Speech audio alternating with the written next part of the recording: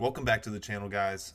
I have for you another video here, a Sunday stock breakdown. I went ahead and I looked at some names that I thought would be interesting to talk about, and I have here a list of 6, 7, 8 names that I kind of saw on this, what I'm about to show you, what I like, and we'll do a quick breakdown. So what I did was I went over to Finviz.com and I looked on, oh, here's the problem with Finviz, they have ads. I went and looked at the group section. What is this? Went and looked at the group section, and I scrolled down here to the 1 week relative performance, and I saw consumer cyclical was the worst performer. So I wanted to look at this and see if maybe there's some names that got beaten up a little harder than that average, and that's what really set the tone. So what I did was I went ahead, I went to the sector, went to consumer cyclical. Give it a second to load here. Went ahead and sorted market cap. Goes smallest to biggest first. Hit it again. I went biggest to smallest. Then I just went here and I started to look at the charts and started to dive through some of these names and see some things I like, things I don't like. Wrote down some names. You know, got a bunch of big ones here.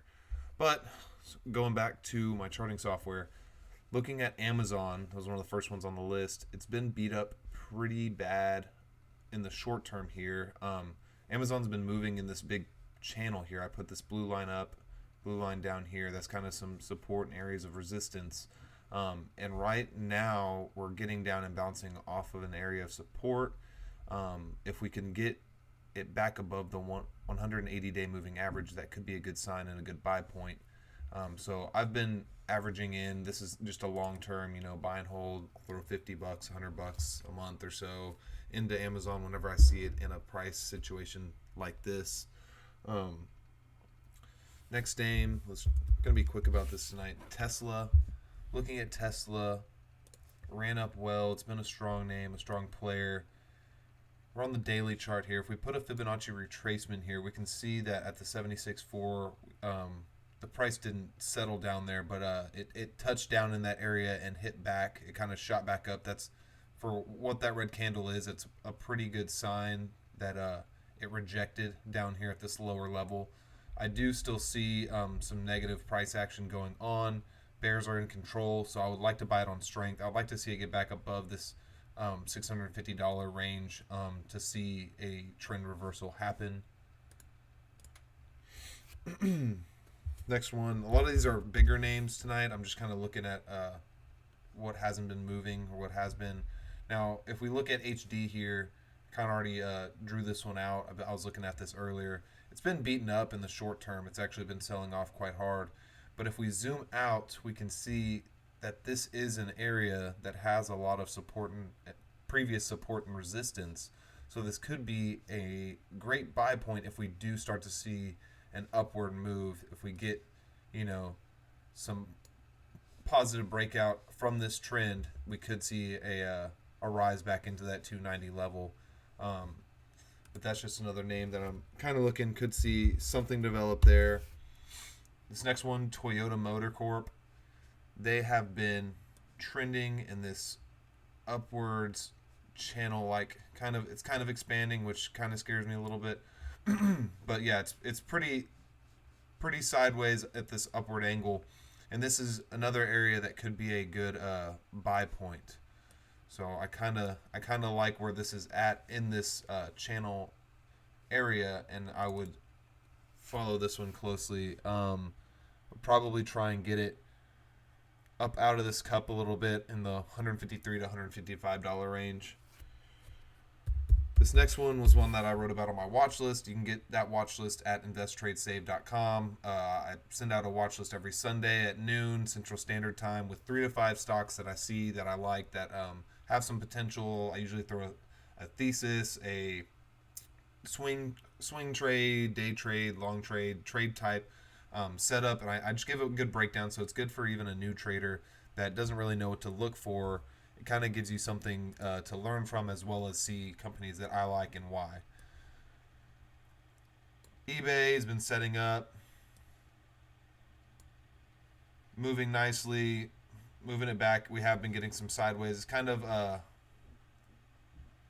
somewhat it's overextended since the pandemic, but we are getting somewhat of a cup and handle form. This could be a good setup as a new area of support moving forward. So I like eBay. I like their margins. They run about a 55% net profit margin. Do have some debt, but they can service it pretty well with the cash flow that they're coming in. Pay a small dividend. Could be a good grower. The thesis that I have on it is more automation in service-like businesses are going to kill minimum wage jobs. So people are going to have to be creative. They're going to have to resell, flip stuff, drop ship, all of the above. And eBay does a great job at offering a marketplace for that. So I am bullish long-term on eBay. About an $8.5 or so billion-dollar company now. I think they could grow pretty well over the long term. Moving forward, looking at Lulu now. Lulu, from the peak to now where it's at here, they are down, close to 25% off of the all-time highs. So while I like that statement, understand that Lulu is overvalued just from a fundamental basis. Some of these names, though, you are going to have to pay a premium on to get into. Lulu, I'm on the fence, but I kind of do believe that it is one of those brands. People love it. I mean, women love this brand. Even a lot of men are becoming cult favorites to Lulu because it does feel really nice, but it is expensive. So it's almost like an Apple culture coming, where if it's a good product, they just buy it. They kind of don't look at the price because they think it's going to last longer than a normal pair of leggings or sweaters or whatever you're buying from them. But yeah, 25% off the high could be a good buy point. Would love to buy on strength. Don't catch a falling knife here. Next one is Chewy. Chewy, again, just really beaten up from where it's been at. If we go here, throwing a Fibonacci retrace, we can see, again, had a strong kind of rejection of this 76.4% line, $75 area, and we're sitting back over right at the 61.8 retrace level. So if we can get a break back above the 50, I would probably wait. I would look for strength above $90 to jump into this one. You don't know. It could continue back down all the way to $61 or further if supports keep breaking. Now, this last one, I was in a clubhouse recently just listening in on a bunch of people talking, and this was interesting. I didn't even really look at this one beforehand, but I thought I'd throw it in here. This is BETZ. So this is a sport betting ETF. They have a big chunk in DraftKings and I believe FanDuel, I think.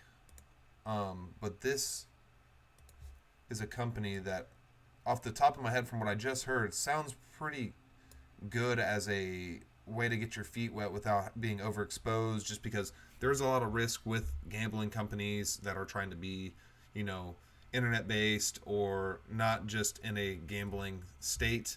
There's going to be a lot of law, policy, government, stigma around trying to get stuff going. You never know how the government's going to react to certain things. Hopefully well, because gambling is a huge tax generating source if you do it right. But we'll see. Some places are just really against it. But I do kind of like it right here. If we do get a hold up here, it could sell off more. Most likely going to sell off back to the $27 range. But if we can get it around $30, I think long term you're still in it at a good price. Now this looks like it was probably, it's a brand new ETF. So it's actually, how old is this? What is this over here? Okay. Yeah. Wow. Okay. So it's performing well. People like it. People are holding it. Typically 6 months in, I know ETFs are a little different, but 6 months in is usually when a lockup period's over. So you'll start to see some sort of sell off. What is this? Okay. Yeah. So yeah, I mean, not really anything. It kind of kept going up. So great long-term trend line on this. Let me get rid of this. Great long-term trend line all the way from back here. Kind of moving in a channel form. So it is a little rich. So this could be a good, this kind of is a good pullback area. especially if you're bullish on this name. Just dissecting the chart like this, if we can get a hold here, then yeah, then actually 30 is a really good place to get in if you're long term on this. This is a evolving market. I do think it's going to grow, so this could be a good one. I'm going to look into this a little bit more, and I'll actually get back to you on it. So I think that's going to be it for this video. Let's see how the futures are doing right now.